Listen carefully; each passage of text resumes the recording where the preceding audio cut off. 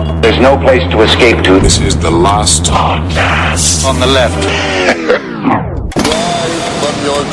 That's when the cannibalism started. What was that? When, where, whenever, when, where. All right, welcome to the last podcast on the left, everybody. It is Halloween. I am Ben Kissel. That is Marcus Parks. And finally back from disgusting Canada in the studio, Canada's full of half people. Henry Zabrowski. Henry Zabrowski's back, and I gotta tell you, Canada's just lucky we don't use their whole fucking country just to test drones. Well, I think we might. Oh, I mean, whatever it is. And I was saying before, when I went to deal with, every time I talk with somebody who's rude in Canada, I was like, I can tap your phone. Right. I can call the NSA myself. Henry, you mentioned phones, and that's what today's episode is all about. We're doing a listener pasta call-in edition, a.k.a. You do it. It's a big jump that Kissel just made, but I will jump with you. Yes. Gotta do it. This last week we had you guys write creepypastas, and we read them in our melodious tones. And this time you're going to come up with stories that really happened to you, and then you're going to fucking do it because you do it. You do it. You gotta do it. So we took it. a bunch of great phone calls, and man, I'll tell you the stories this year. I think this is, definitely tops last year, and I don't think it could be beat next year. This is really phenomenal stuff. Y'all lead crooked lives. Y'all are broken. And so again, today we're going to spook you out. So what I say you do right now is that if you're wearing moccasins, you kick them off. Oh, all right. yeah. First of all, you're an Indian. I need you to just pretend to be Spanish so I can speak with you. Then what I need you to do is I'm going to roll off your sweatpants. All right, like they're fucking pizza doughs, like they're Strombolis, for those of you that are not from New York. I want you to pull your panties down just to your knees, if you're a man as well. Remove the rest of your clothes diligently, business-like. No pleasure involved. And then what I want you to do is I want you to roll up a fucking Andre the Giant's toe of some sweet, sweet Jamaican allspice and wrap your lips around it like it's a fucking flute. Yeah, okay. Yeah, right? Get So high. that's- I'm saying get high. stoned. Okay, I see. I get wasn't high. quite sure what you were saying. So basically, you're telling everyone to just relax and get comfortable. Yes, because we're going to scare you. Okay, because it's going to be scary. So I guess we should just go to the first phone call, huh? Yeah, let's start it up. Here is our first call-in. Yeah, really. We got Darcy on the line. Darcy, Could you turn on your video by any chance? I don't know if mine actually works right now. All right. My laptop's kind of like 3 years old. so Darcy, it's- are you it's, seriously just a 70-year-old man, and that's why you don't want to show your face? You can say it.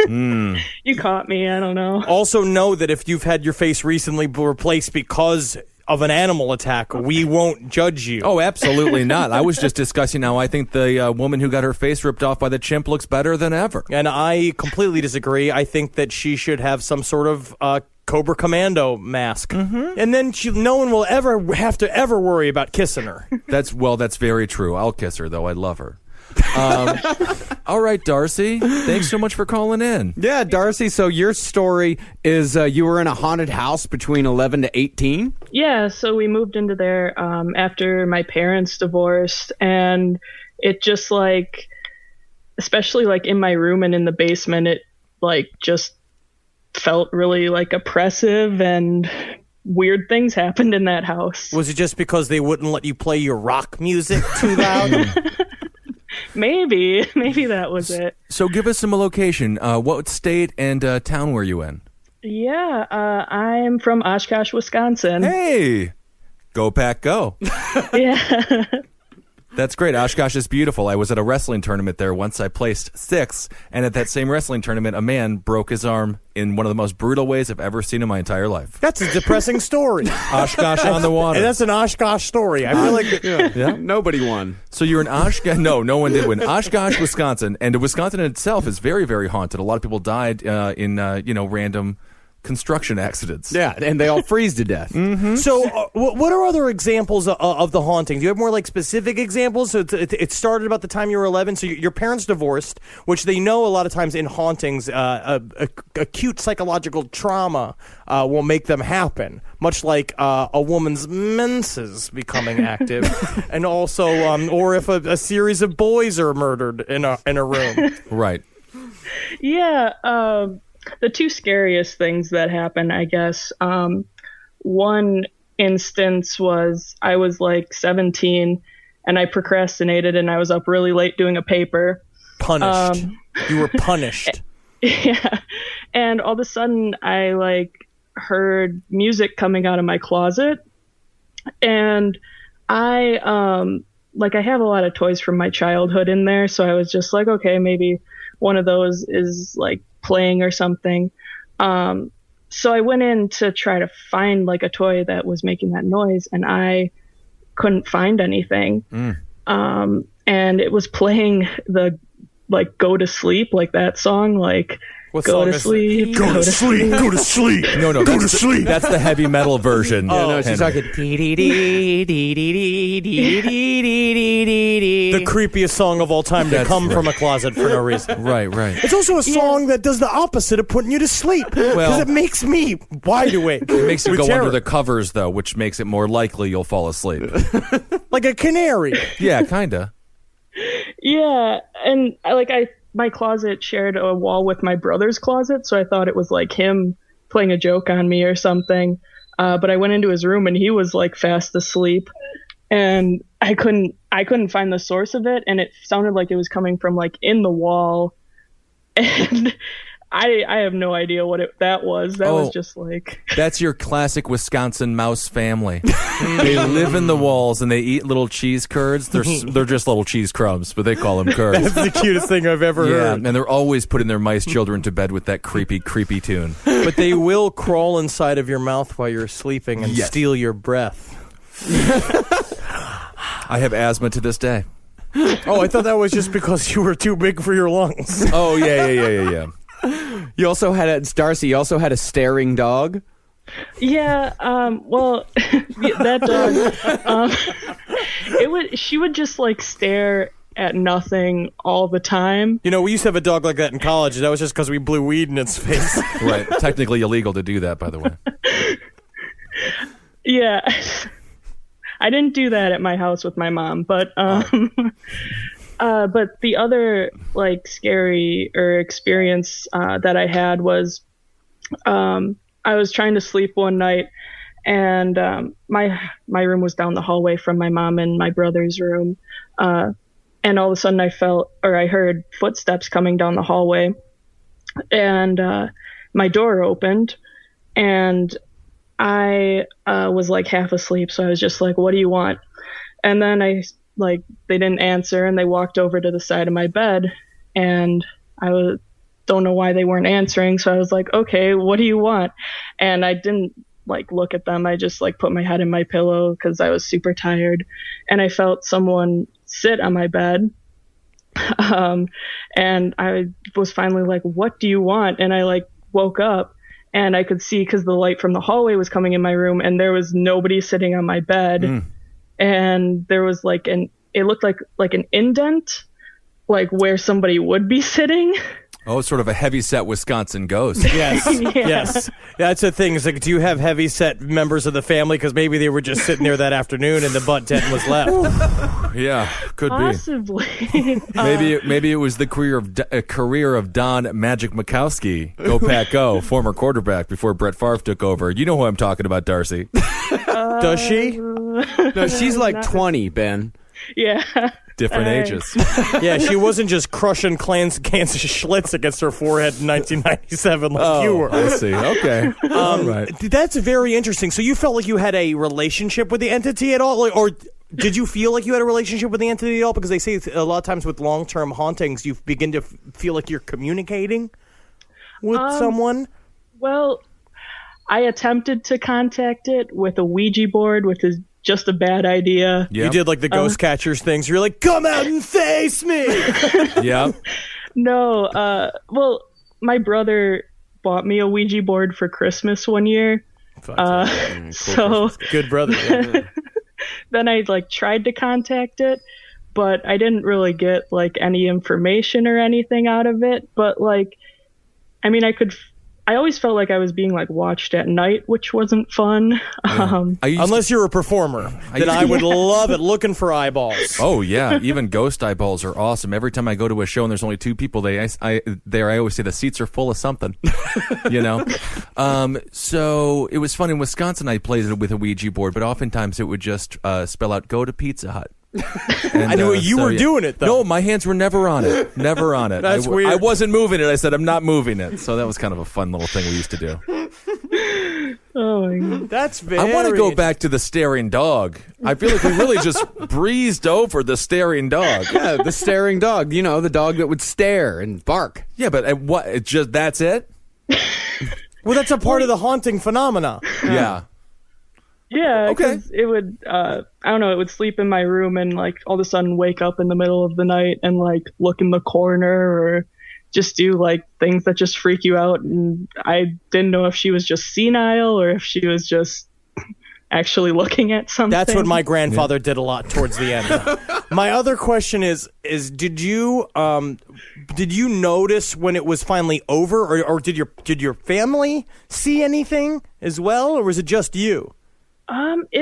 It was just me, and that's when I moved out to go to college and stuff, like all the stuff like feeling watched at night and like I heard whispers when I would try to sleep, all that just stopped once I went to college. It's a good thing that an automatic haunting killer is sweet PBRs. Well, I was going to say PBRs and that great Wisconsin education. Yeah. The ghosts are too dumb for college. That's where you got to go to get rid of them. What college did you go to in Wisconsin? I went to UW-Madison for my first year. That's great. I took a bong. I took a beer bong off a 32-story building in Madison, Wisconsin, and I had about 10 beers in about 4 seconds, and I had a great rest of the night. I took some mushrooms, and everyone else I was with passed out. There's a tear going down Ben's face. No, it wasn't the super sad night. Wendy loves me still. But he's smiling real big at the same time. Yeah. That's very interesting that none of your family noticed as well. I'm really surprised that no one said anything, or do they just not believe in that kind of thing, or do they look at you like you're crazy? Because were you doing the half like shaved head thing and like writing a lot of poetry as well? No, none of that.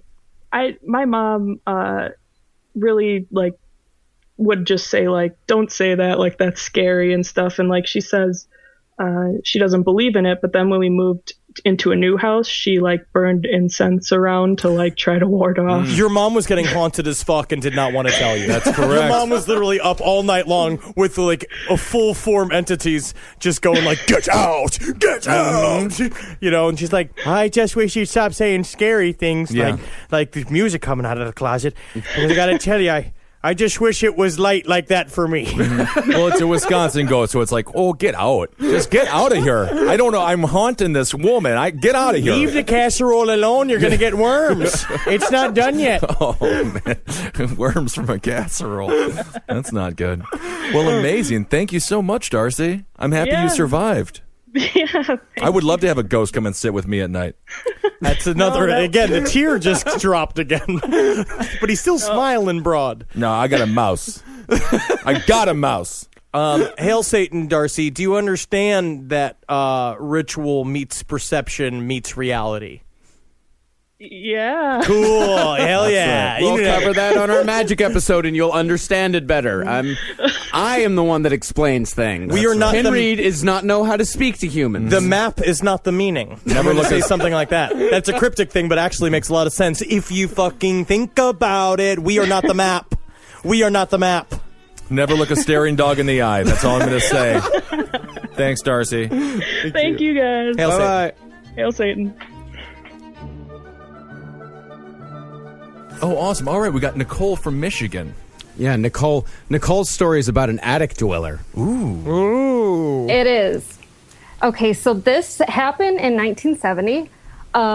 It's my mom's story, but also she's one of 5, and everybody was there. I interviewed 4 people to get this story right. Oh, awesome. So my grandma had 5 children, and her husband was gone. It was dusk somewhere in a small town in Michigan. my grandma decided to take her 11-year-old child up to the store about 2 blocks away. So sorry with the ages here, but it's going to get a little weird. So there was my aunt who was 11, my mom was 5, and then there was a toddler and a baby in the house.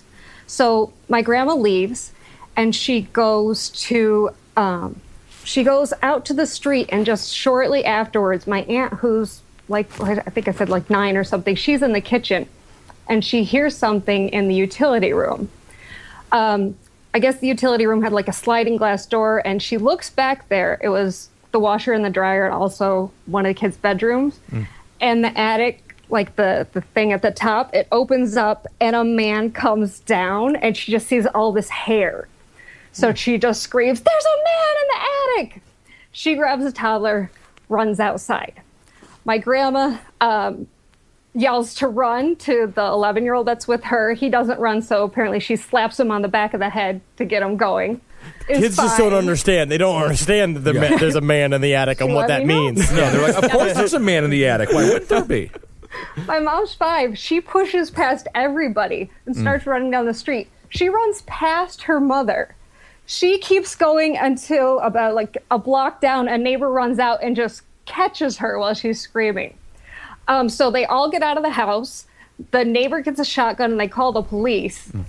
I think my favorite part about this is that the police come, and then my grandma gets the baby out of the house. She does not want me to tell you this part. She asked me not to. There's debate, but the baby stayed in the house. Meanwhile, the attic man's with the baby just going like, "Goochie goo, goochie goo, Mia, you're a sweet little baby. I live in the attic and I killed Santa Claus." Well, that Randy Quaid looking dude is actually kind of a good babysitter. Exactly. Must be what made him so special in these days. So they went into the house. Nobody was in there. But before they went into the attic to check and see if anybody was in there, the police put a wig on a mop handle and put it up there to see if like the guy would shoot at it or attack it. It's like the same thing they do at the Humane Society when they get a crazed dog. They like put a hand up to it while it's eating to see if it'll attack it. Yeah, but it didn't. Did they think he was a cartoon cat? I think so. Okay. I think that should be the new thing. Is like, I wasn't sure about it, but I put a wig on a mop handle. Turns out it's all right. So the police searched the attic. They found like paper plates and food wrappers. My uncle said there was fecal waste in a trash bag. So that's disgusting. Yeah.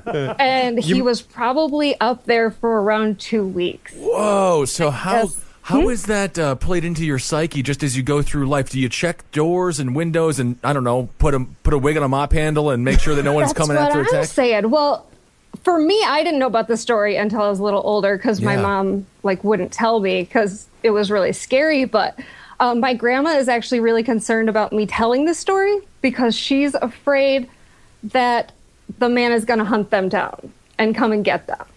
Well, I am going to say this. 45 years ago. Yeah.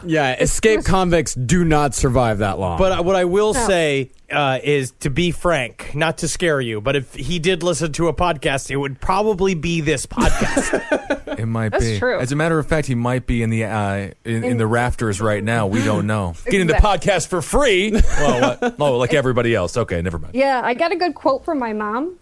She said, "Why was he living up there? Was he looking for me? Was he going to cut us up and eat us? What the fuck, man? Right. I don't know."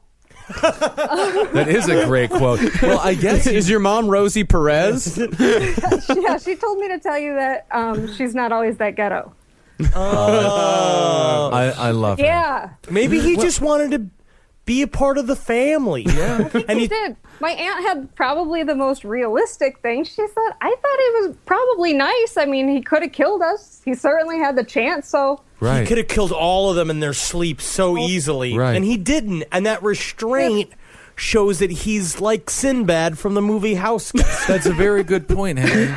So was he, I guess, trying to escape throughout the evenings and he was kind of raiding the fridge? Did you guys ever notice, like, candies being gone? My grandma had complained for a couple of weeks, or at least a week, that like, "We've got 5 kids. I can't afford to feed you. Oh, where's all this food going?" I even heard that my uncle got a spanking for eating something that he didn't eat. So. Oh, your poor uncle. And how? Oh, if you're a kid, this is like the go-to. Be like, you never know. Maybe there's someone in the attic, Mom. I heard a story once. Like, yeah, you're lying and blah, blah, blah. Meanwhile, he's up there munching on roasted chicken, just being like, I love getting other people in trouble. Yeah, that is the sound of a child getting spanked. I never get old.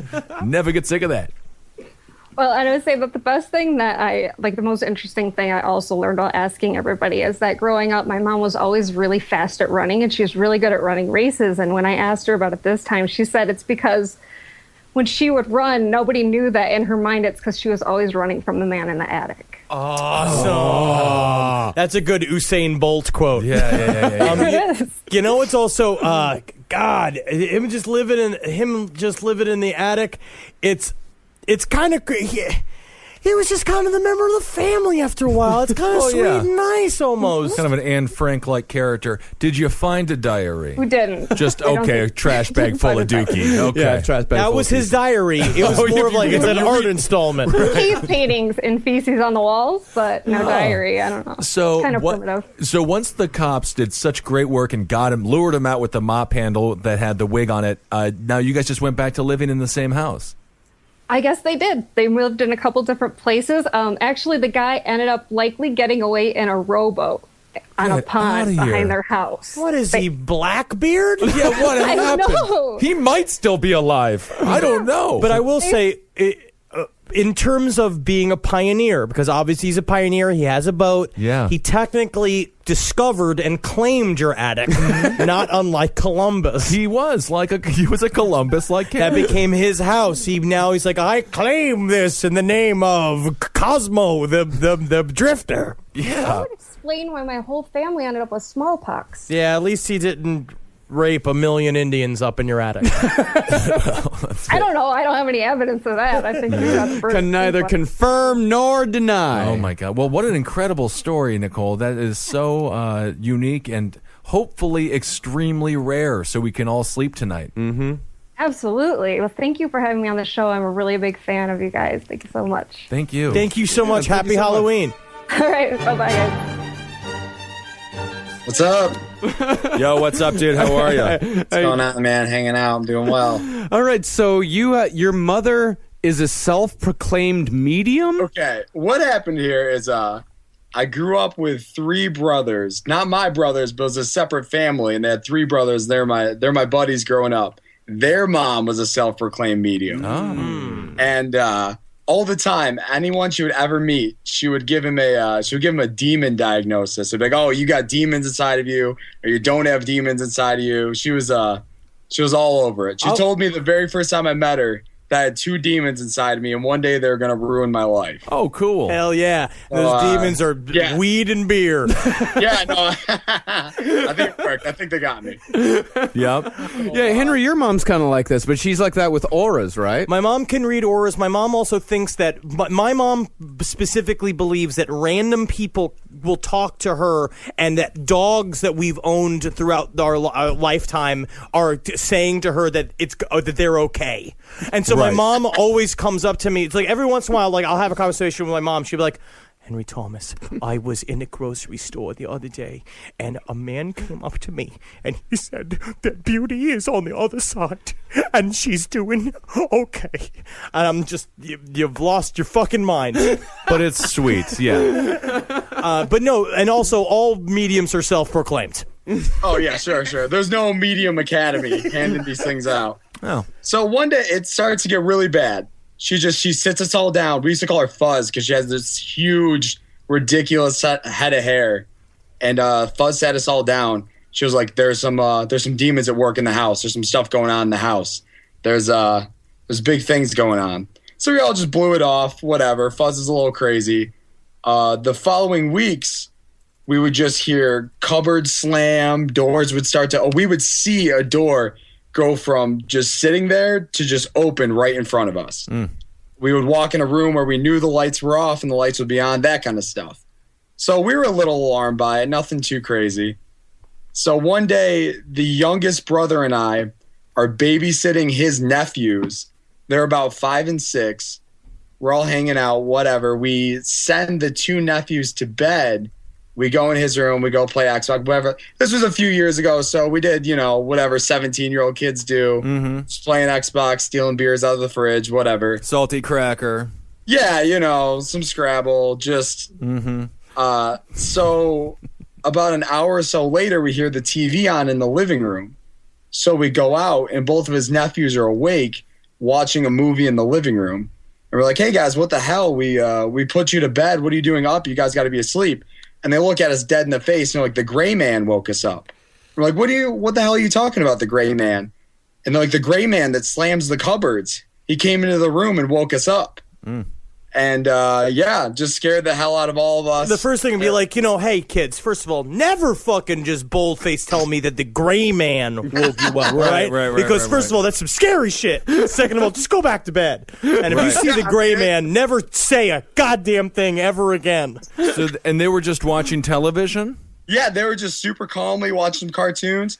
They were all right with what happened. So what do you mean the gray man woke him up? Like the gray man woke him up and said, hey, go watch cartoons? Yeah, the gray man was a huge... I guess he just shook him up. He's like, hey, guys, let's fuck the rules for the night. Yeah. And I'm going to slam these cupboards. You can watch this TV. Sure thing, gray man. Hey, children, SpongeBob SquarePants has a marathon. Hell yeah, gray man. Let's do this. Gotta watch that SpongeBob. I'll be okay. And once you're done watching those cartoons, if that guy comes out and if Brandon tries to comes out and tell you to stop watching cartoons, how about you go ahead, wait for him to go to sleep, set the whole house on fire? Why not? After the SpongeBob marathon, Just take it back. Just take it on back. But, yeah.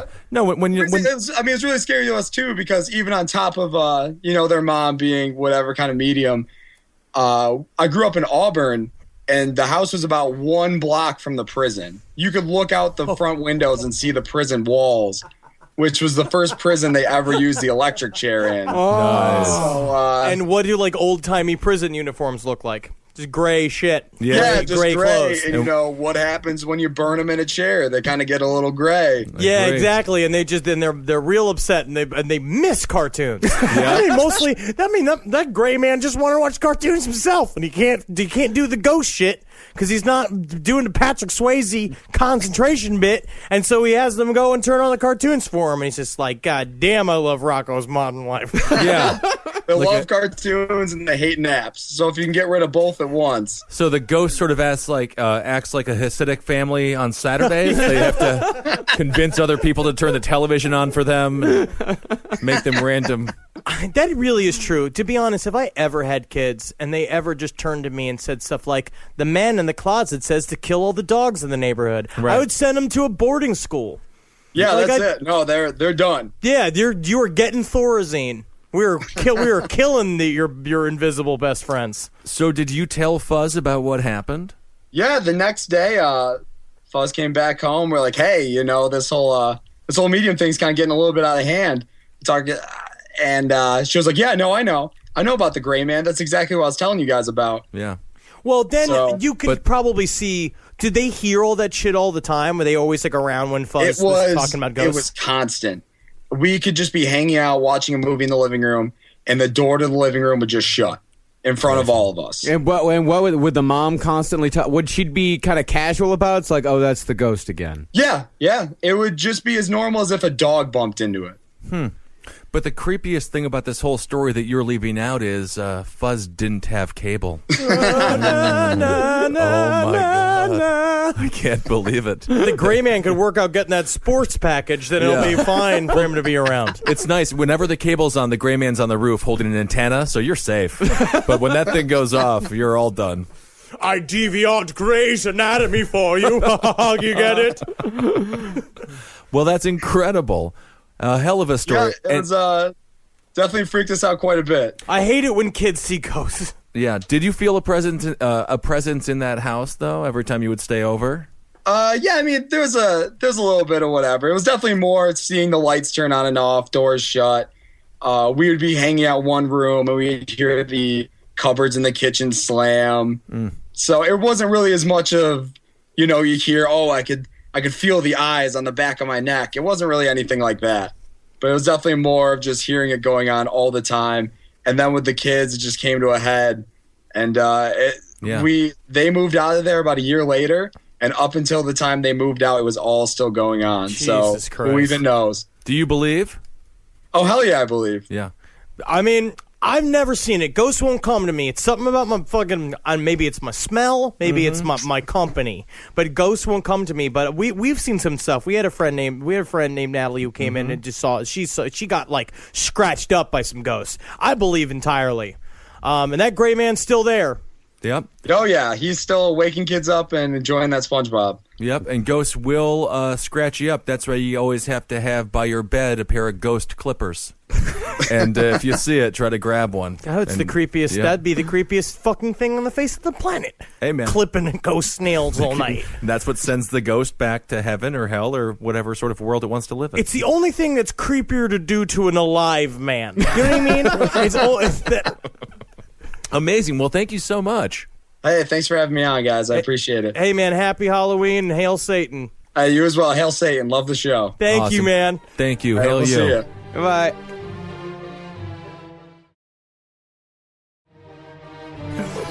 So, Marcus, we got. We're going to call him Sergeant Goldenthroat. I think Sergeant Goldenthroat's better. Can we do that? Nothing like a good golden throat on a older man. I mean, not older. It's just the beard. It makes me look older. That's all. Right. I know the tactic. Well, thanks so much for calling in all the way from the UK. Yeah. We've got Sergeant Goldenthroat. Yeah, Sergeant Goldenthroat. Well, you can call me whatever you want to call me, Ben and Marcus. That's cool. Thank you. Thank you. Dog meat is what you mean. I hate the dog meat. Shut up. You're long meat. Oh, that's what I've decided. You're long meat. He's dog meat. You're too real. All right. Long pig. Yeah, Hey, I'll take it. Long pig. Thanks, Goldenthroat. Okay.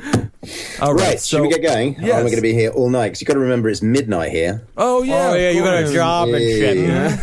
That's right. We have no I have a life. job that I can't talk about, as you know. Right. I'm right. going to talk about it in the next 5 minutes. So let's do this, shall we? Let's do it. Let's do it. Okay, right. Well, the background to this is as I say, it is genuinely, distinctly sensitive.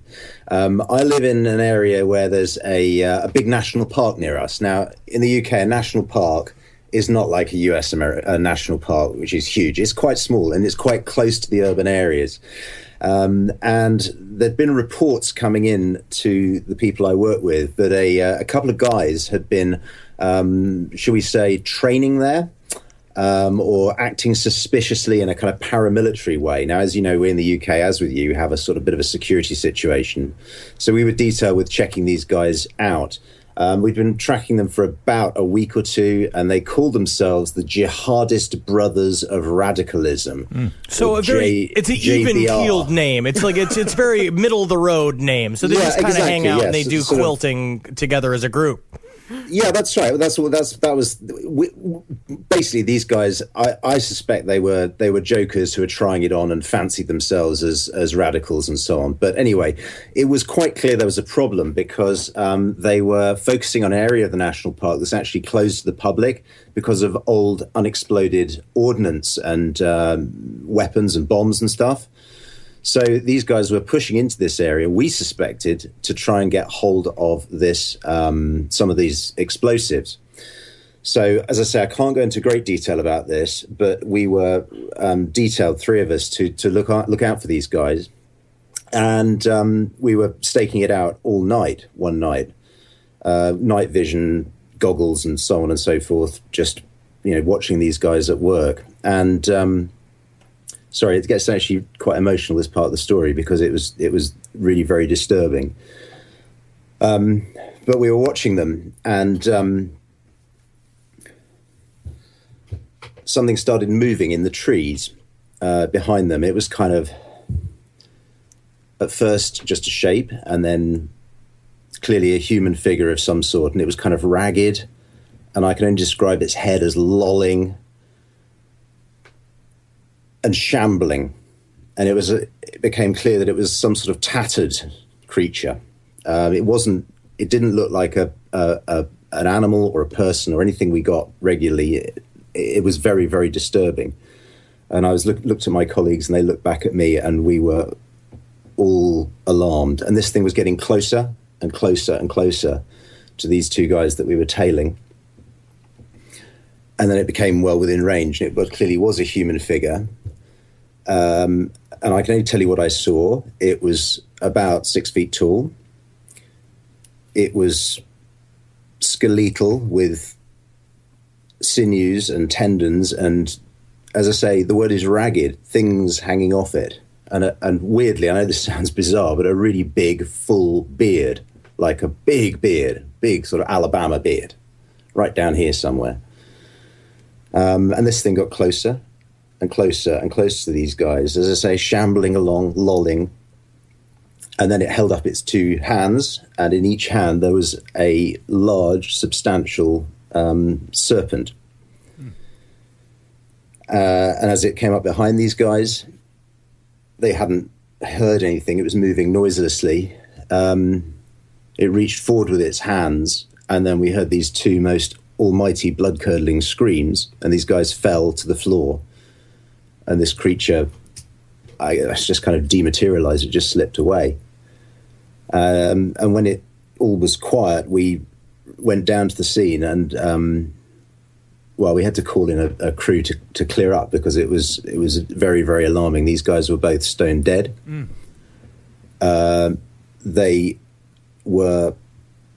Their faces and heads were black and swollen with venom. They had two puncture wounds on their side of their necks. And most alarmingly of all, when the autopsy was done afterwards, they were found to have been crushed, like they'd been constricted as if crushed by a serpent, by a snake.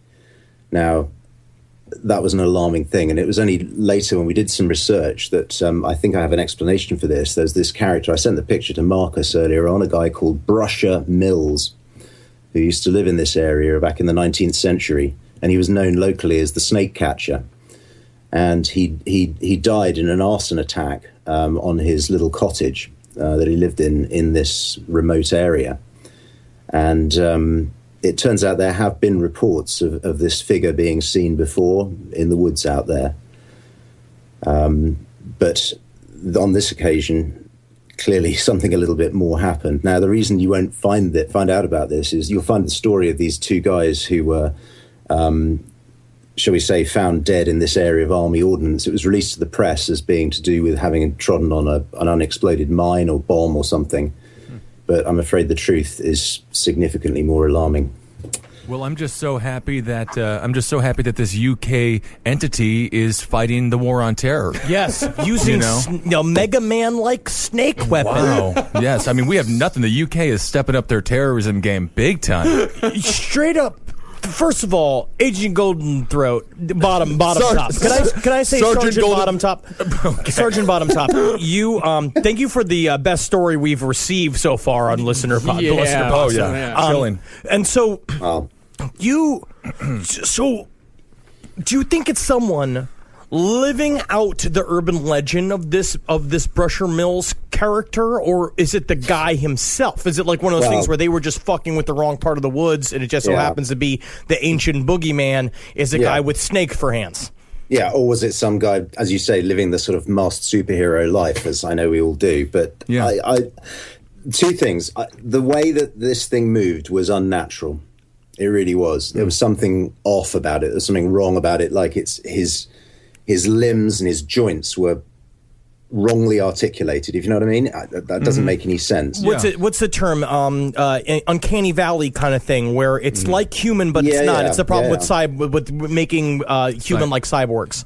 Yeah, kind of like a bad robot. Not quite like that. More animalistic than that. But I know what you mean. You're on the right track, Henry. Jangly. Yeah. So when you saw it, did you confirm with your two colleagues? Did you guys all agree that you guys saw a similar thing? Yeah, well, I had two colleagues up on the hill opposite me, and I was on maybe 50, 60 yards away, but we were in contact with comms. We were maybe 200 meters from the actual event that was going on. So they were getting a slightly different angle, but we were definitely seeing very much the same thing, and we compared notes afterwards. But it's, as I said, it's something that I'm happy to discuss on a overwhelmingly US forum.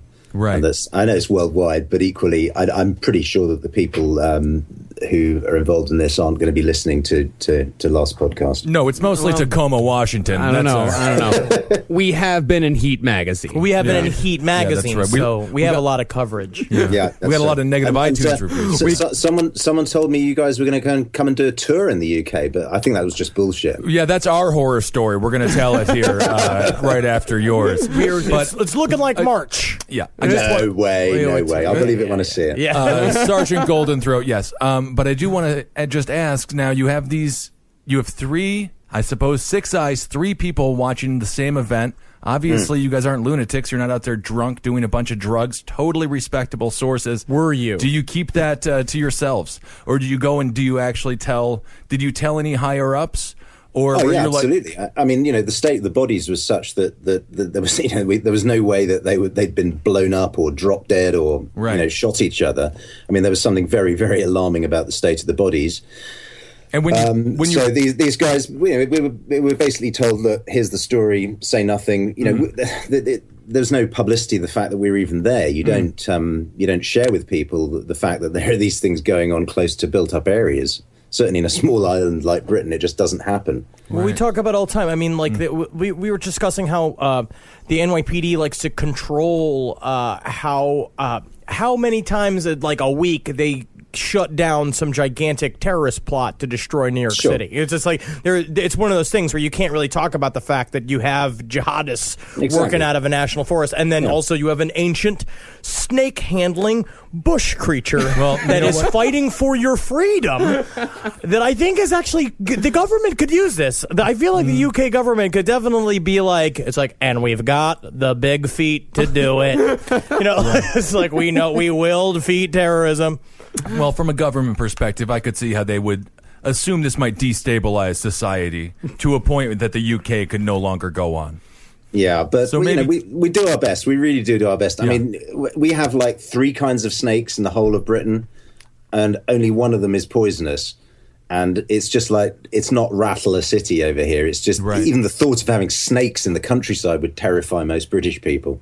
Yeah, it really riles up the Irish as well. Oh, don't even get them started. Well, because they're chasing after snakes. Can't even take an Irishman to the zoo. No, they call. That's right.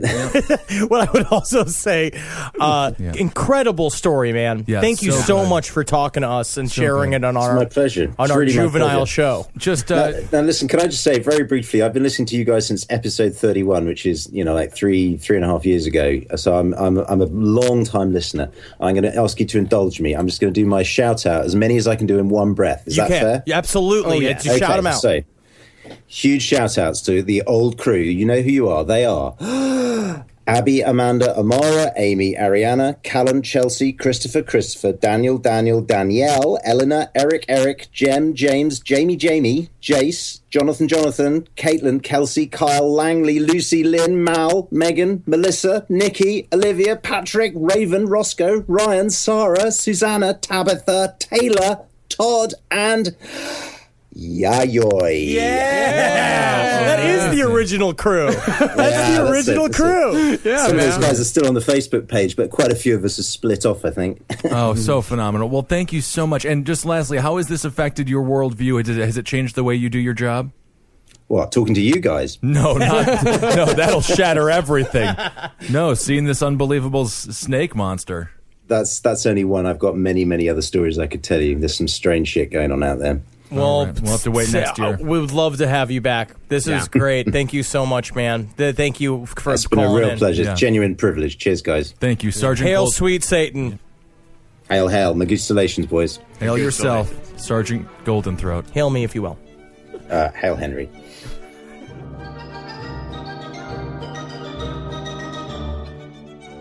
Christopher!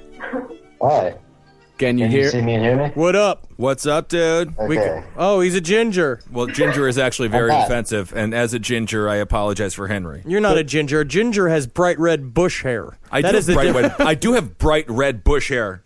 I bet it's darker than a real ginger. It's redder than the head on the hair on the top of my head. I'm blonde, but I am like Ben in that I am German. You're a good person with a good heart. Chris, are you Kruger, like the famous movie ghost pedophile? Yes. Very good. Okay, so there's a bit of a delay, so let's take that into account. Let me try reconnecting.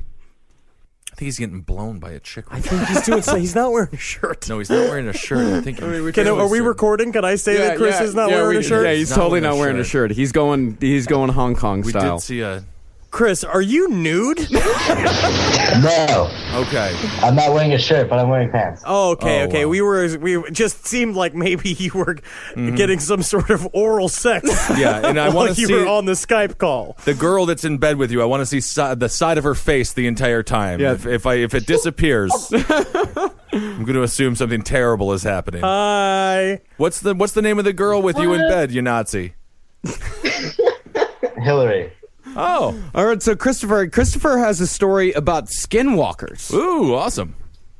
Yeah, or what seems like Skinwalker lore, yeah. So begin at the beginning of your Skinwalker tale. Okay, so it was about 3 years ago on winter break in, I think, mid-January. In the middle of the night, so it was very cold and very dark. It was like if somebody colored the air outside with a Sharpie. It was very pitch dark. And so this was before I was in grad school, so when school was out, academics was completely off my mind. And all I did was kind of sit inside and play video games all day and night. So I was sitting downstairs about 3 a.m. I was playing video games. The only lights near me were the light from the TV and the light from outside, the porch light. And I finished whatever I was doing on my game. I got up to go get a drink. And I saw out of the corner of my eye in the backyard from the light, I saw it looked like my sister. She was wearing her pajamas. And it looked kind of like her face, but it wasn't finished yet. It was like in The Invisible Man when they took the gauze off and then the gauze was just kind of splattered in the air. Mm-hmm. It was like pieces of her face were being assembled. It was like her body and then her face kind of just splattered around in different areas where a head should be. So I saw that. I was like, that looks like my sister. I bolted upstairs. I thought I was going to go in her room to see if she was there or not. Because if she wasn't there, then I'd be like, all right, I just saw my sister. But then I took into account the risk of that. And I was like, if I go into her room and she's there, then what did I see outside? I'm never going to be able to explain it. I'm never going to be able to think it out rationally. I'm going to have to live with it. So I never went into her room. I just went in my room and went to sleep, tried to forget about it.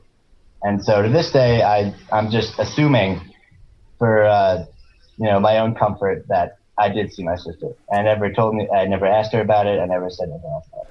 All right, Chris, I'm going to ask... First of all, we're not the police. You know what I mean?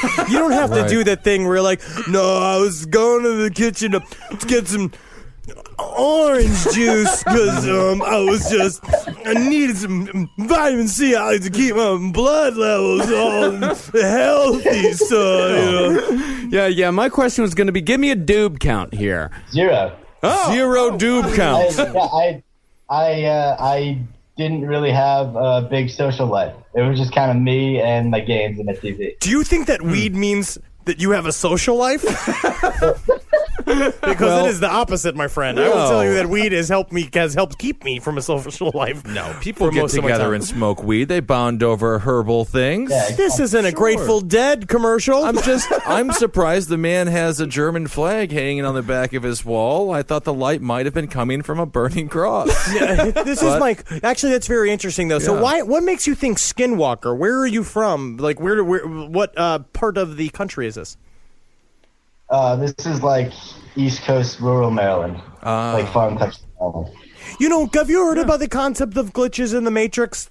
Of course. It could be something along those lines. That's subreddit. Yeah, where you kind of see something like that because reality's a fucking hologram, and you can sometimes throw an imprint of reality into reality from your own center, your own fucking mind, man. And I'm saying, don't look at me. I'm Kissel. not looking at you. I'm just saying, but it's true. Sometimes you can kind of build these things because, again, like I told Darcy, who called into the show, perception with ritual creates reality.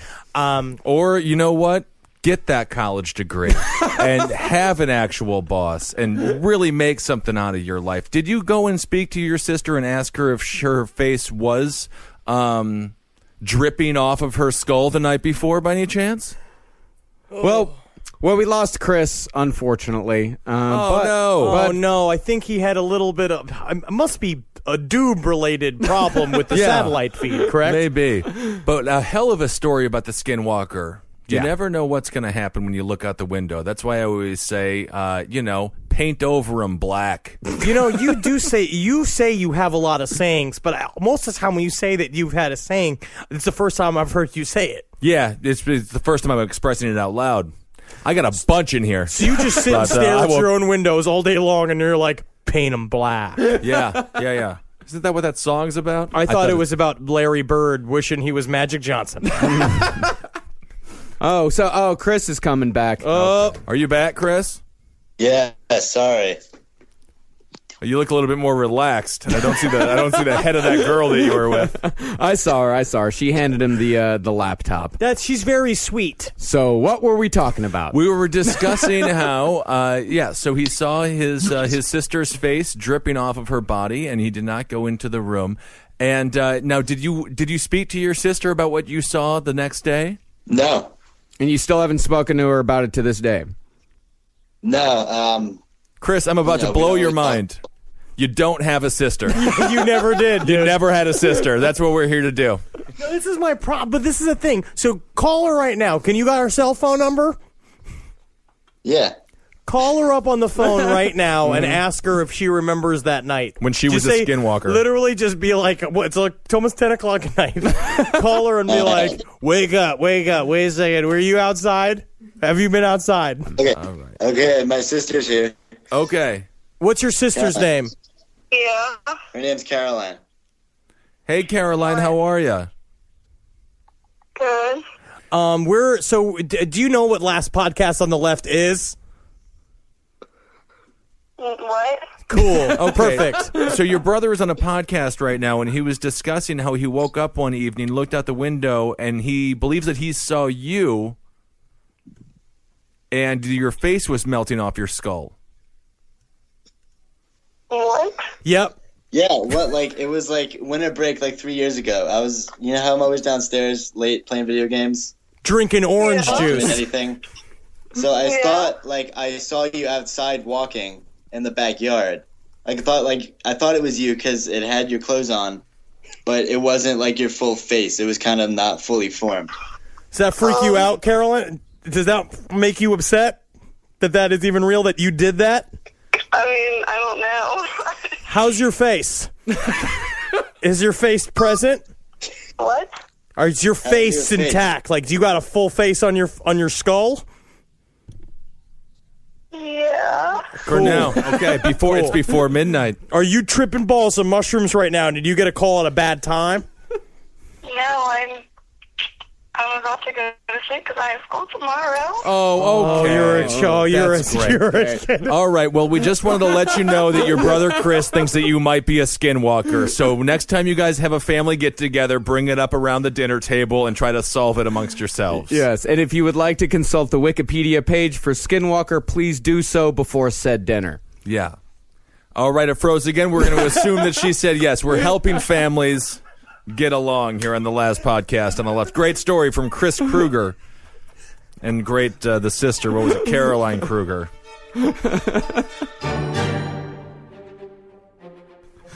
All right, Marcus, who do we got? We got Ellie on the line? Yeah, we got Ellie on the line. So, Ellie, tell us about this house that you grew up in. Okay, so I grew up on a little flower farm in rural Michigan. So I got to give you some backstory on this place, or this won't be as spooky as it could be.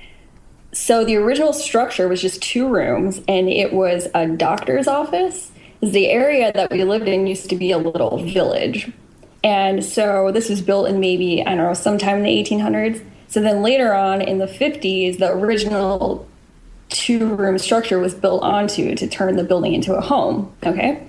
So my parents moved into this place in the early 80s, and the prior inhabitants had apparently been an elderly couple. And this is the story we heard from the neighbors. So I have no way of knowing if this is absolutely true, but this was the story. So this elderly couple used to have their grandson come visit them, and he would stay in the room that became my bedroom. And apparently one day he was outside playing, and they had one of those in-window air conditioners, and apparently it wasn't grounded very well, and he stood up and his head touched the bottom of it, and it electrocuted him, and he died. Hell yeah, like the movie Shocker. Yeah, did he get superpowers? Oh yeah, and like Ernest Goes to Jail as well. Oh yeah, that's right. So we've got this house. The middle part of it used to be a doctor's office. My room, apparently someone electrocuted in. Okay, so lots of creepy things would happen in this house, and it wasn't just me who experienced these things. It was my parents, it was my younger brother, sometimes all of us together, sometimes, individually. And something that would happen frequently is we would hear a child's voice calling for their mother. And it's hard to describe this voice. It sounded too clear. I don't know if that makes any sense. Like, it wasn't an actual sound, like you were almost hearing it inside of your head. And sometimes we would all hear it together, or my parents would hear it in the middle of the night and get up to check on us. My brother and I, totally asleep. Something else that would happen is I'd be laying in bed and I'd get a feeling like my cat had jumped up on the end of the bed and was like walking around on the end of the bed. So I'd call for the cat, nothing. Turn on the lamp, nothing there. But it would still feel like something was sitting at the end of my bed. My brother's room had some weird things happen in it, and his room was part of what used to be the old doctor's office. He had one of those double tape decks in his room. And we'd just be hanging out, playing in the living room or whatever. And then all of a sudden, the stereo would just blare on. Whatever, little kid tape he had in the tape deck at the time would just come blaring out. And we'd walk into his room to check it out, and the play button was pushed down on the stereo, and no one had touched it. We'd have things happen, like the TV would just start changing channels rapidly with no one touching it, that sort of thing. So the creepiest thing that ever happened was one day I was at home, and I was alone. And I remember that it was sometime in the summer, and it was late afternoon, and I'm just hanging out in the living room, reading a book or doing something. And then all of a sudden, all of these electronics in our house turn on by themselves. And so you're thinking, okay, power surge, that's not that odd. But my brother had one of those big, I don't remember what this thing was, some big plastic G.I. Joe toy that was hanging out in the living room where you push the buttons and it made machine gun sounds and bomb sounds and stuff. This thing starts going off on its own. And other battery operated toys going off on their own. The microwave in the kitchen turned on. The alarm clock radio in my room went off. Just all of these things at the same time, just out of nowhere. And all the hair stood up on the back of my neck. I'm like, what's going on? And I guess I was freaked out, but I wasn't especially scared. Like, I didn't feel threatened or like anything bad was going to happen. It was just very, very strange. And there was definitely a weird, the air felt electric.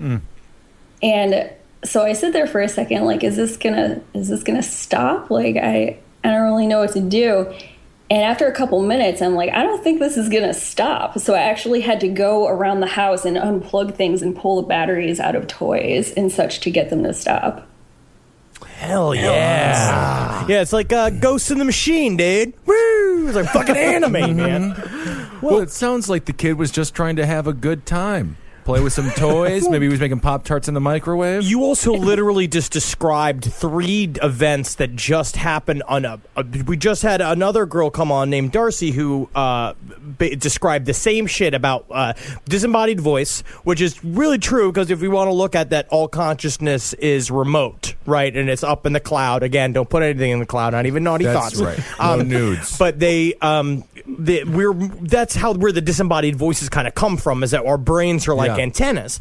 And also the feeling of a weight, or literally a presence sitting on their bed while they're sleeping. And then electronic disturbances, which is, of course, because you're dealing with you're literally dealing with a child ghost. Yeah. Who wants to play with the toys. It's very interesting. And also why people also have very personal feelings with entities, depending on what their aims are, where you're literally just dealing with a kid who doesn't know he's dead, probably. Yeah. And it's funny that because the last girl that called in, she talked about it like it was the scariest thing that had ever happened to her. It's something that haunts her. With you, it seems more matter of fact. Like, yeah, this was creepy, but I was okay with it. Yeah, and maybe I just, and I was a kid myself, so maybe I just didn't know enough to be frightened, but it didn't feel malevolent to me. And it didn't feel malevolent to anyone in my family, so we just sort of put up with it. We didn't feel like, oh, this is something we need to take care of. We need to make this stop. It was just sort of like, this is what's happening. And I think maybe if my family had had a different response to it, I might have been more frightened. But no, I didn't get the sense that I should be scared. But I think you would get it loud and clear. You know what I mean? Like, if it was malevolent, I think you would have experienced that, like, because it's an inner thing. It's a presence thing. It would have felt cold. It would have felt like it was trying to do something bad to you. You hear that all the time. Again, with the previous caller who said this entity sat on her bed, but it made her like, freak out. And it was like, it was a menacing Well, it was a quality. huge Wisconsin beast man. This is a cat. A cat is much nicer to have sit on your bed. A ghost cat. But I had a girlfriend in college No, you that didn't. You did? People have touched me over time. But there is she used to talk to a guy named Mr. Ghosty Man that used to be in her family's house and then followed her to her dorm. And what she would do is, I knew her after she had lived in the dorm, but she used to like have a cereal box and she would be like, hey, Mr. Ghosty Man, are you there? And then she'd take a cereal box and put it in one corner of the dorm room, and whatever it was would toss it across the room. And it became like a game to them, but it was not a menacing thing. It was not an evil entity. It was just more playful. It would be kind of good to bring that ghost around if you're playing cornhole. Maybe he's a good cornhole ghost, something like that. I would say your girlfriend maybe not a creative writing major with Mr. Ghosty Ghost Man. She actually was a creative writing major. She was a poetry major, which if you're dating someone who's a poetry major, just know that that's translation for professional liar. Always, yeah. And always going to be broke. Well, Ellie, thank you so much for calling. I guess the major point of the story is get central air. Yeah, no air conditioning. No air conditioning at all? None. Okay. Central air, come on. It gets. I sweat in my sleep. Oh, yeah. Just till I'm slick wet. Mm-hmm. Did you ever try to make contact with this ghost? Actually, I really wanted to. This might be why I have a Ouija board collection now, but I was not allowed to because my parents are quite religious and they were not into letting me have any kind of seance or try contacting the spirit at all because, that could open the floodgates. Meanwhile, you're like, I'm in love with a ghost boy, Mom, just to be rebellious. Thank you very much for calling in, Ellie. Happy Halloween. Yeah, happy Halloween. Hail Satan. Hail Satan.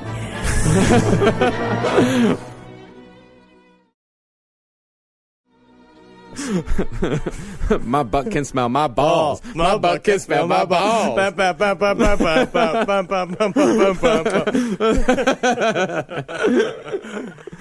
Nathan? Yes. Hey! Oh, my God. Hey, Nathan. Hello. Nathaniel? No, Nathan. Oh, all right. Okay. Well, then we're going to have to end this call. Yeah, different person. Okay. Well, it was nice talking then. It was. All right. It was a good call. What's your accent? Where are you from, Nathan? I'm from New England, up north. All right. Well, this story, Nathan's story, is about how he was at one of Carl Drage's target houses. If you don't know who Carl Drage is, I did a bit of research on him. He's like Clive Bundy, but what he was pissed off about was weather stripping on his house and how they wouldn't let him do it. Oh, wow. Yeah, why wouldn't they let him? Against codes. Well, let's have Nathan tell us. All right, Nathan. Let's hear a little bit about Carl Drage. Okay, so he ended up getting killed near Brunswick, and so I was up at Maidstone, which is about 20-minute drive. And so we had a babysitter at the time, me and my two sisters, and at our camp, the downstairs door would not lock. And so my babysitter decided that it'd probably be a little bit safer to go over to her camp. And her father was one of the lawyers that refused to represent Draga. And so he was on his way to coming up in there and kill him before the cops got to him. Sweet. Oh, very cool. Wow. So you were sort of in a crossfire here between two adults with a ridiculous legal matter. Yeah, you could say that. How old were you when this story took place? Maybe 2 or 3. So you weren't a part of the decisions then. You no, I weren't in was. there. Yeah. Okay, cool. I didn't know if you were a part of the decision to not represent him legally. Yeah, I was calling all the shots. Oh, hell yeah. I mean, that's, the thing about it, you're just lucky you weren't taken hostage because nothing is sweeter to the fucking newspapers and to the police than killing a 2-year-old boy. Yeah, it might have. For the sake of citing. Well, yeah, but when you are a kidnapper, you look at a 2-year-old and you say, "Terrible twos. I wish he was 1. I would take him." But you can't. The 2-year-olds, they need too much. They start to talk too. They're just so much cuter when they're infants. When they're 2, they start getting ugly. Not saying you were ugly, Nathan. No, but they're less attractive to kidnap. Of course. So the man was going to the cabin that you were staying at, and how close was he to you before the cops got to him? About 20 minutes. Oh, okay. So you had a little time there. You could say that. All right. Well, he's actually got a couple of stories. He also said when he was 4, he got lost in the woods and was saved by a supernatural force. Cool. Okay, all right. Can you just set the scene? Okay. So how'd you even get to the forest at 4 years old? Okay, so up in my town, we're a small town. It's not much, mainly woods. And so it was about, I think, on the weekends during the summer. And so I was the only kid my age on the street. Around 8 or 9? How old were you here? I was 4. Oh, okay. And so my sister, she was a little bit older. There was a lot of kids on the street that were her age.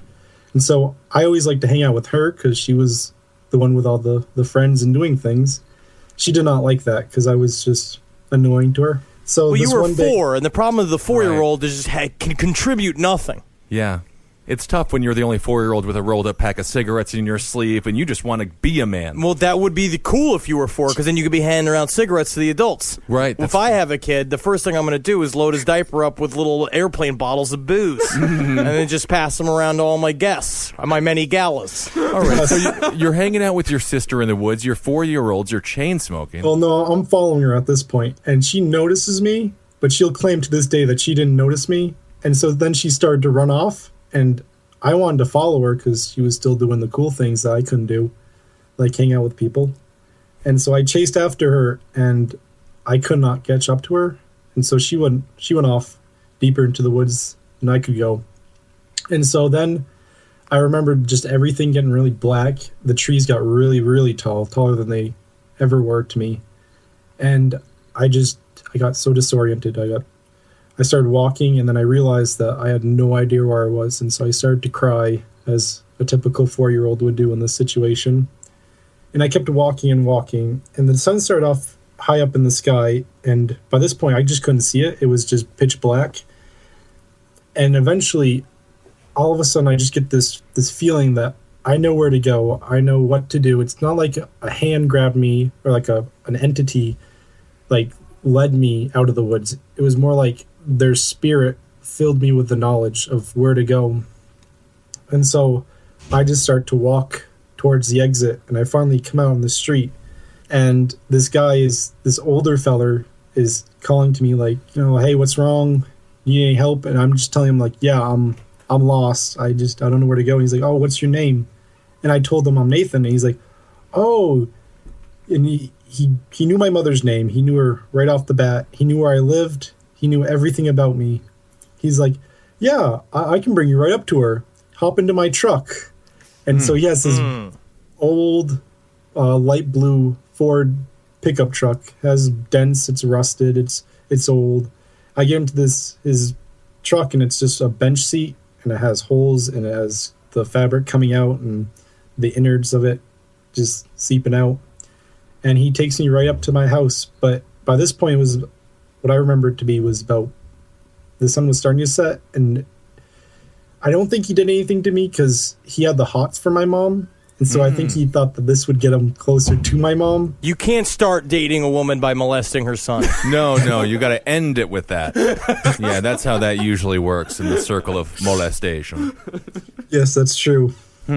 So I think he just wanted to impress my mother by bringing me home safe and sound and being the the night that he wasn't. I'm going to say that if I was your mother, I'd be fucking way concerned. Yeah. I'd be like, stop picking up my son in the woods. Where did you even find him? Oh, and you're no, like, I was on a street, and she did run over and grab me and hug me and cried a little bit. But then you have to hear the guy's story about how he's just like, I just found him out here on the street, and I saw a ghost next to him was leading him out of the forest, and I was like, get away, ghost, get away. And the ghost just looked like a police officer, and I just hit the police officer. Yep, Nathan's spooky, ooky ride home. Very scary. Never trust a man with a tore-up car seat. That's what I always say. That means he gets angry and stabs it when there's no one in the passenger seat. Well, yeah, he's stabbing it because it's empty.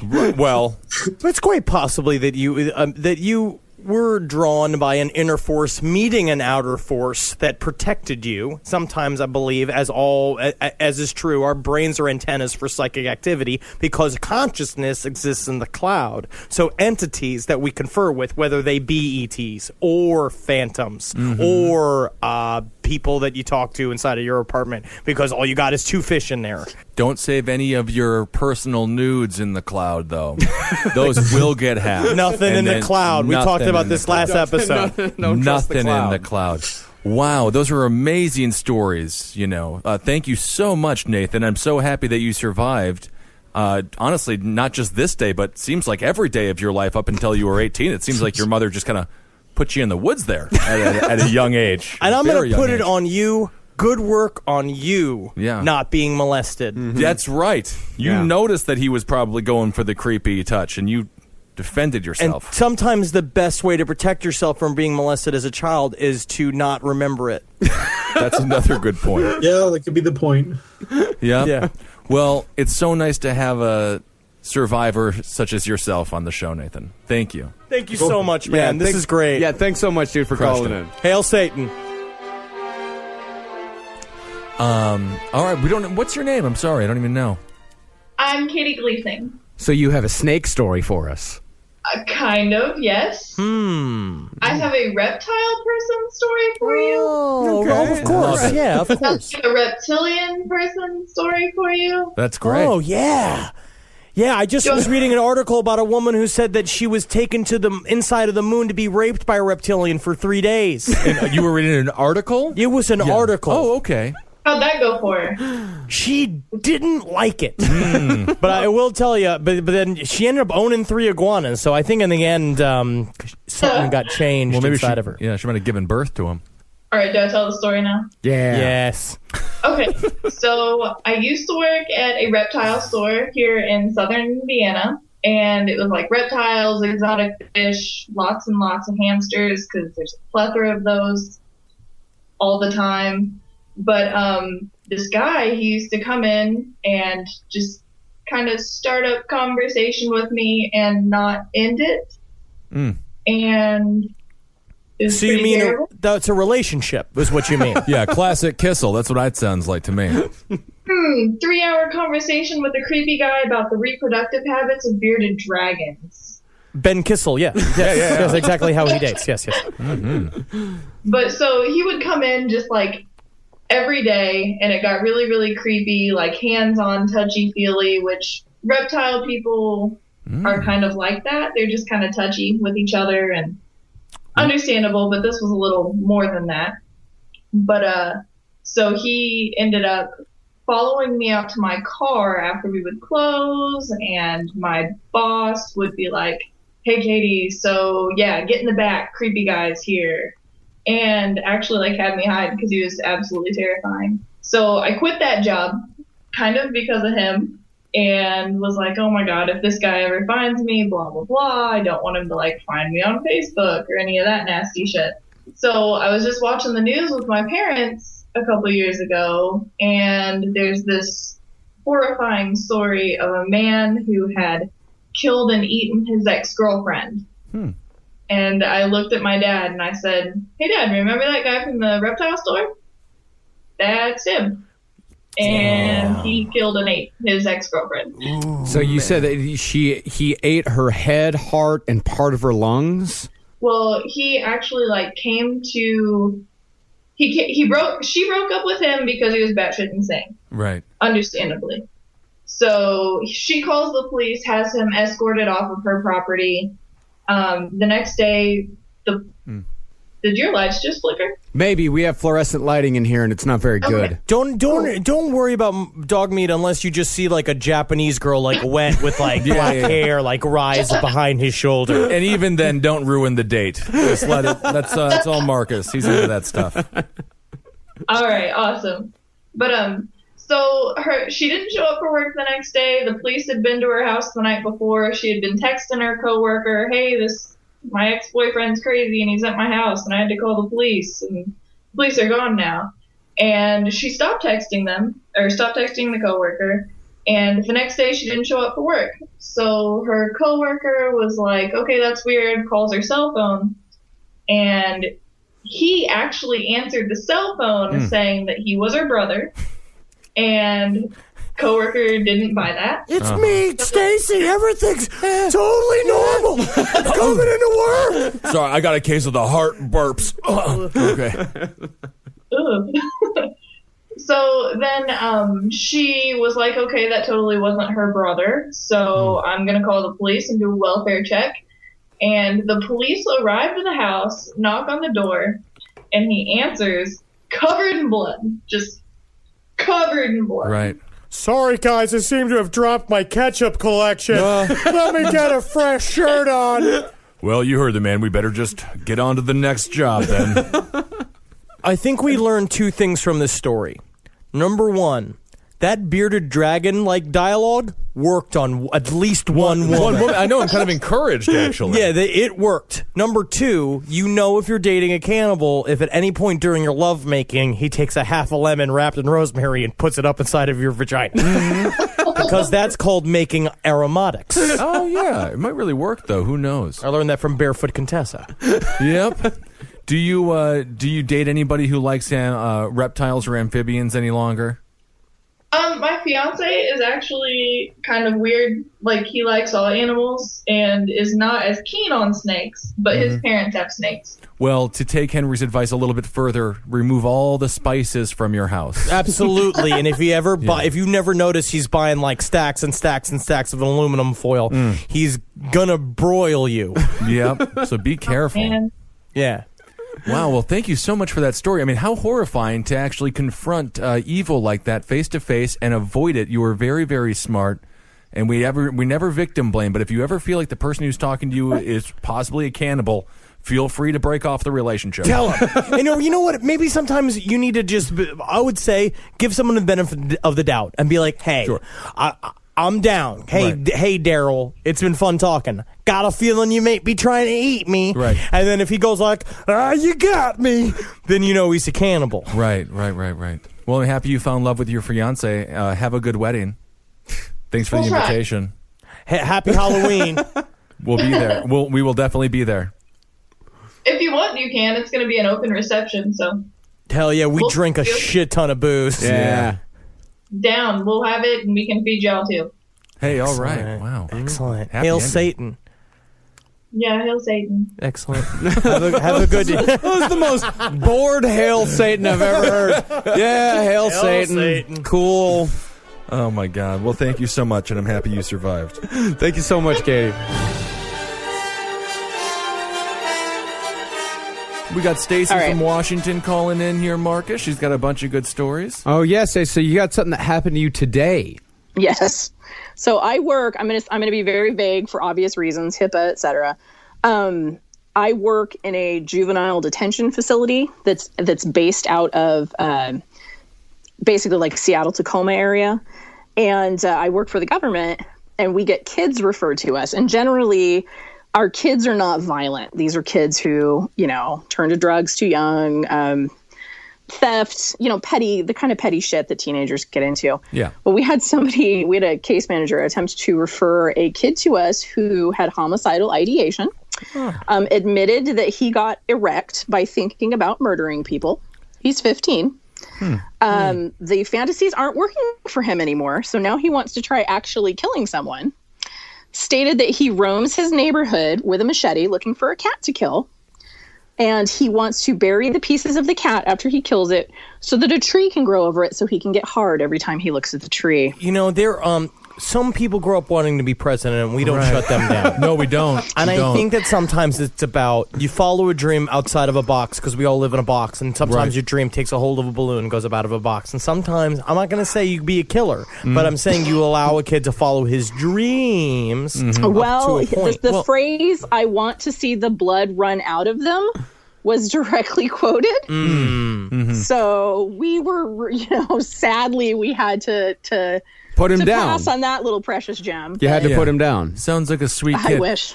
Maybe there's a hog farm that he can go work at. He can Maybe. just be a creepy character, like straight out of a Texas Chainsaw Massacre type town. This is also the type of Maybe, thing but- where a sarcasm font would really help.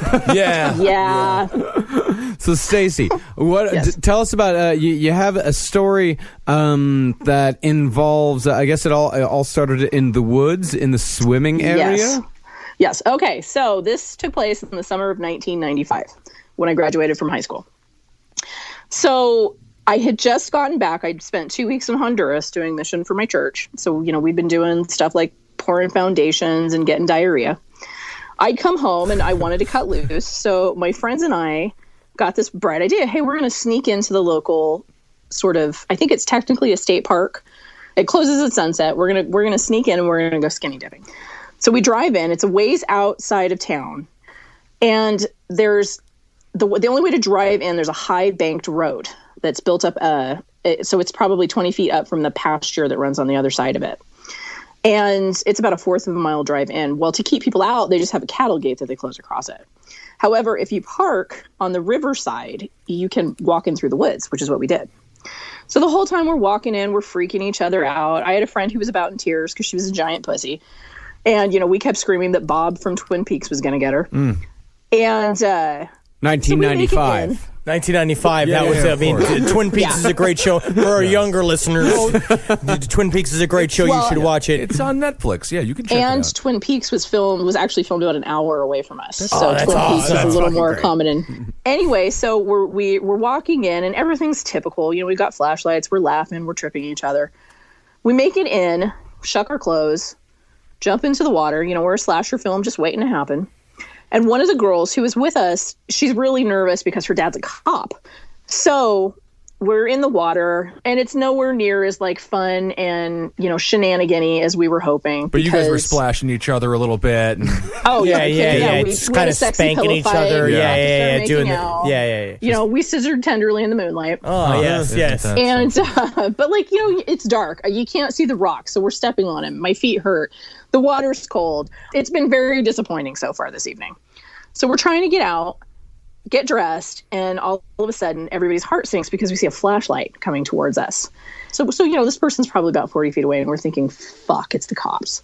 We're like, fuck, get your clothes on. Get your clothes on. Then we'll just get in trouble for trespassing. They can't prove anything if we're clothed.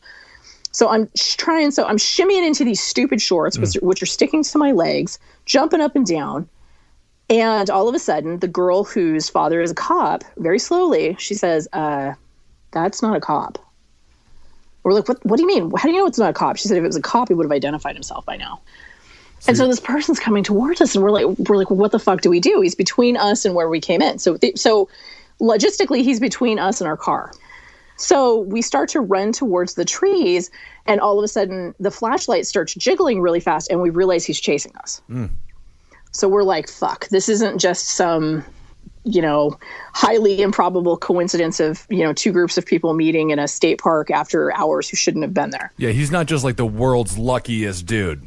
No. Just stumbling He's upon not. 18-year-old girls. Yeah. Exactly. This was not a Deer Penthouse Forum kind of thing. Yeah, me and my Delta Chi brothers were just coming here with 3 cases of booze, and we really didn't know where else to stay. But if you guys want to get jamming, So, we get to the pet section, and because of the trees, there are these deep hollows.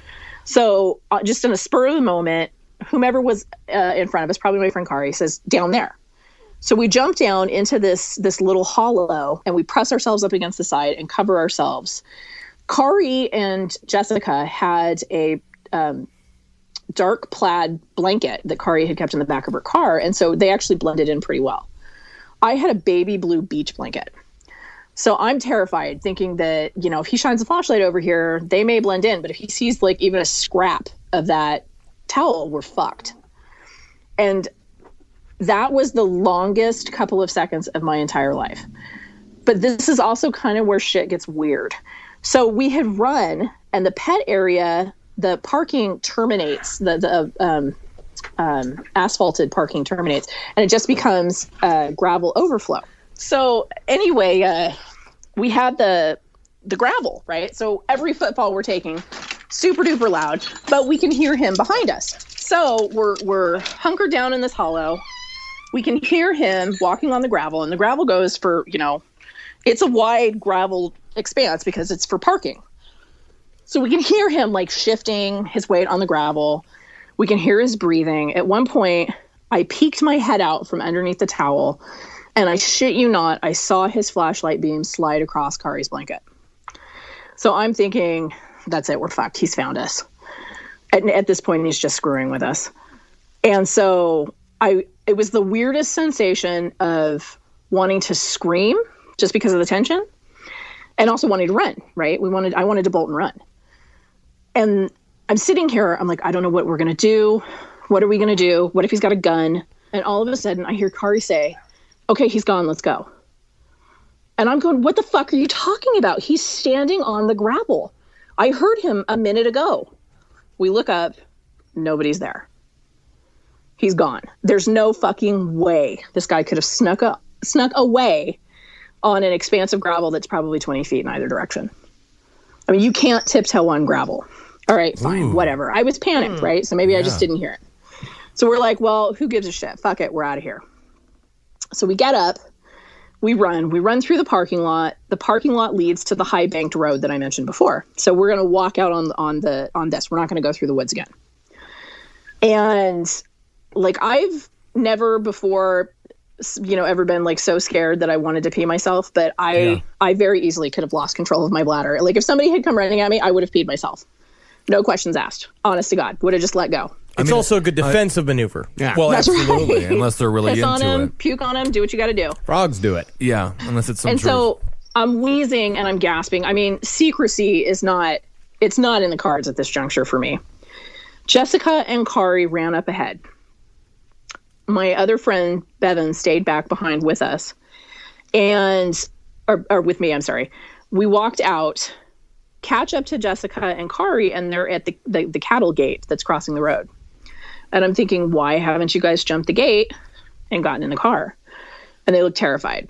So we catch up to them, and we see that we can see the car. We can see the parking lot that we parked in, and where Kari had parked. When we had parked, obviously the parking lot was empty. We wouldn't have snuck in if it hadn't been. There are now two cars. One of the cars is on and someone is in it. So we're like, okay, who's this person? How does this person play into it? So finally, after a few minutes of standing there, we're like, fuck it. I want to go home. I want out of this park. I want this night to be over. We climb over the gate, and there was a decorative square of greenery in the center of the parking lot with like railroad stiles driven upright as like crude fencing.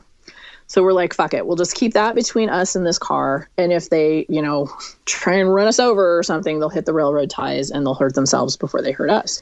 So this car, which has been started, backs out of its spot and then turns to climb up onto the country road that, leads away from here. But as they drive away, they start laying on the horn. And it's very rhythmic. It's like wah, wah, wah, and they do it the whole way up onto the road. So at this point in time, we're like, fuck it. I want his license plate number. We're going to get his license plate number, and we're going to give it to Jessica's dad. So we all pile into the car and we go chasing after him. And this is where it gets really weird. But I swear to God, none of this is made up. So we're following this guy, and about a mile down the road, maybe less, there used to be a slaughterhouse. And right in front of the slaughterhouse, there was a access road, I guess you'd call it. You could use it to get out into the Tules, further out into the Tules, but I think you could also merge onto the freeway with it. This motherfucker sped up, but it was like watching a tape and fast forward. Granted, we were driving like a 1987 Chevy Chevelle, which isn't known for its get up and go, but we couldn't keep up with him.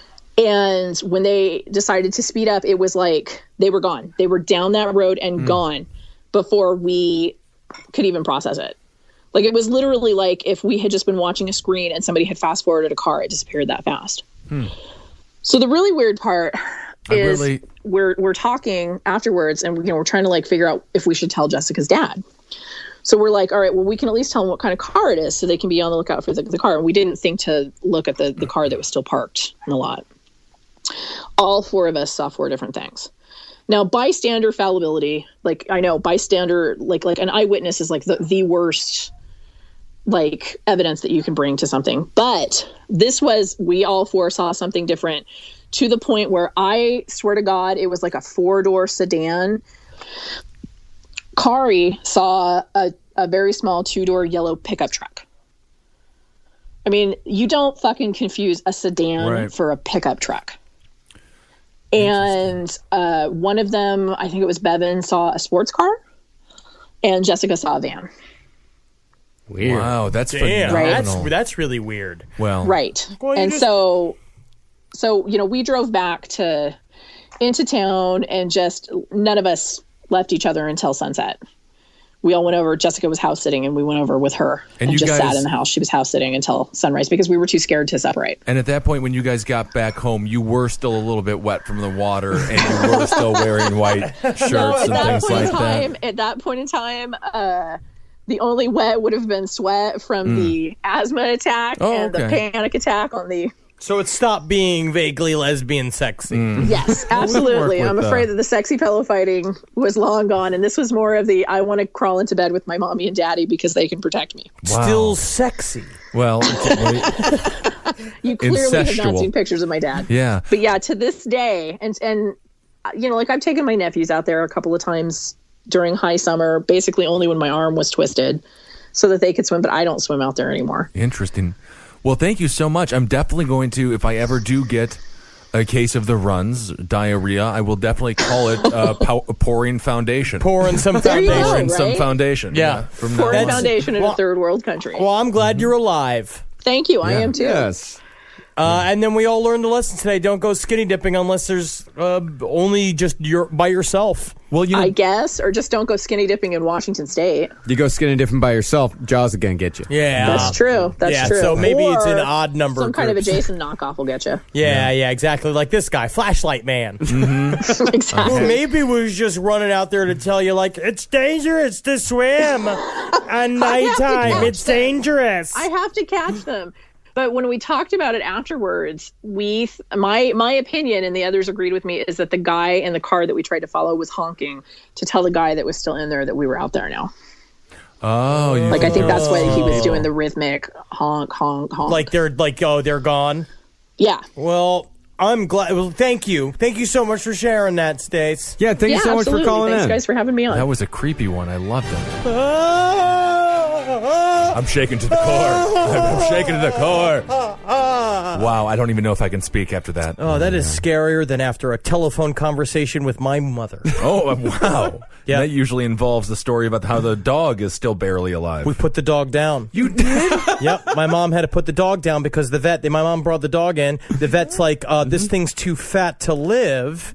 And she's like, so we got to kill it. My mom's like, okay. This hasn't been revealed on any show yet, has it? Nope. It's just a few days ago. This is very new information. So it's fresh. I feel like I've had a relationship with this dog for 4 years. Yeah, well, now it is a fat old ghost dog. Your mom fed it to death? Yep. Yes. And I'm just saying, thank God the pediatrician doesn't allow fucking euthanasia on children, because if they saw us when we were kids, we would have gotten the same death sentence. Oh, my God. No disease in the dog, just too fat. None. Just too big to move. Wow. Too big to fail, but guess what? That's failed. not true when you're a dog. No. Because you can be way too big to live. Right. Wow. So that's scary as well. That is scary. Halloween. Thank you so much for all the call-ins this year. I mean, phenomenal stuff. And for everyone who wrote in for the creepypasta episodes. Thank you guys so much, man. This is great this year. It's great. We're celebrating Halloween. I'm stronger. I jump higher this time of year. I can drink more booze. Mm-hmm. I'm lactating. Yeah. Which I find is weird. I do think that is odd. And I brought it to the doctor, and he said, this isn't milk. This is toast is strudel icing. So something's happening. You're becoming a strudel. Love Halloween. Huh. That's amazing, Henry. Thank you. And I feel bad for your doctor. He gets his. Yeah. He gets his pound of flesh. All right. So let's see here. At the end of this month here, October 24th, we'll be doing the live show right here at the Creek in the Cave. It's going to be extremely fun. I'm going to have to fucking Skype in because I'm still going to be in Toronto, but I'm going to Skype into that piece of shit. All right, see my face. We'll have you Skype in for a bit. Hesitant. You're off the show, Henry. All right. So thank you so much. Happy Halloween, everyone. Great October. We've got a couple of more great shows for you anyway coming up in this month. Yeah, absolutely. Our next episode, we're going to be teaching you guys a little bit of fucking magic. We're going to be focusing our wills next week, and we're going to have a couple of actual magicians on the show. That's right. Ritual creates perception, creates reality. And we are going to have two people that are genuine magicians. You'd expect them to be richer. But they're going to answer your questions. Okay, well, we will say this. As we speak, one of these magicians is in an oyster castle in Denmark. Is the oyster castle run by a burping whale that lives under the ground? Oh, yes. But there'd be no oysters left. Have a sea otter type creature.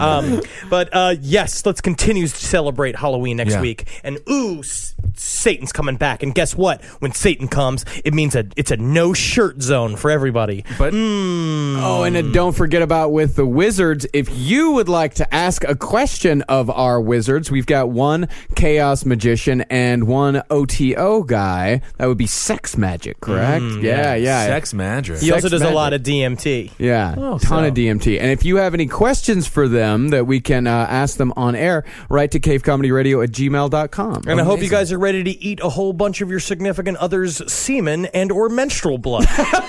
Because there is a lot of that in magic. Sounds fascinating. And also the T-shirts. You can find the T-shirts cavecomedyradio.com/merch. You can get your Last Podcast on the Left T-shirt featuring all three of our smiling faces. Yeah, and you can find Marcus on Twitter at Marcus Parks. I'm at Ben Kissel. Henry Zabrowski is at Henry Loves You. And the podcast is at LP on the Left. Check it out. Follow us on Twitter for the fucking updates. And if you don't, I'll kill your families. Well, that's what I'll do. That'd be a lot of work. And you leave a 5-star fucking review in iTunes, because if you don't, I'll take your father and I'll stick a fucking Q-tip up his penis, and I'll be like, I'm testing you for gonorrhea, even though he knows he hasn't had sex with your mother for 20 years. Well, you never know what's happening. All right. Thanks so much for supporting other shows here. Top Hat Roundtable, page 7, section Other Human Activities. CCR is crushing. Yes, we are. We're doing fucking great out there. We are doing Brighter great. Side is also very good. Brighter Side. Yeah, Brighter Side. Yeah. Check that show out. Everything is going very, very well. Let's see. I'm going to give them Magustalations. I'm going to say hail yourselves, because this Halloween season is all about you. It's all about us, and it's all about us being together. Yeah, absolutely. That is almost Christmas-like the way you said that. And you know what? After you said it, now I'm mad. This is our Christmas, right? Yes, it is. Just remember the Discordian Katmas, which means together we must stick apart. Yeah. And if you want to dress as all three of us for Halloween, feel free. If you have a pair of stilts or something like that, you can be me. And if you got a pair of bad teeth, you can be Marcus. And if you want to wear a fat suit, you can be Henry. Just smash your face with cut your gums up with some glass and smash them with a hammer a couple of times, and you'll be good. Yeah. File them in a little bit. Get the sharp teeth in there. And then smoke for 17 years and really get your gums to recede and bleed all the time. Well, it's a 17-year process to get to the Halloween costume. 18 years from now, you're planting that seed. Check out Heroes on NBC. On check out Heroes. Marcus, a Hail Geen, maybe? A Hail Geen, everyone. Me gusta la Jones. Yes. Send money. Oh, yeah, send us money.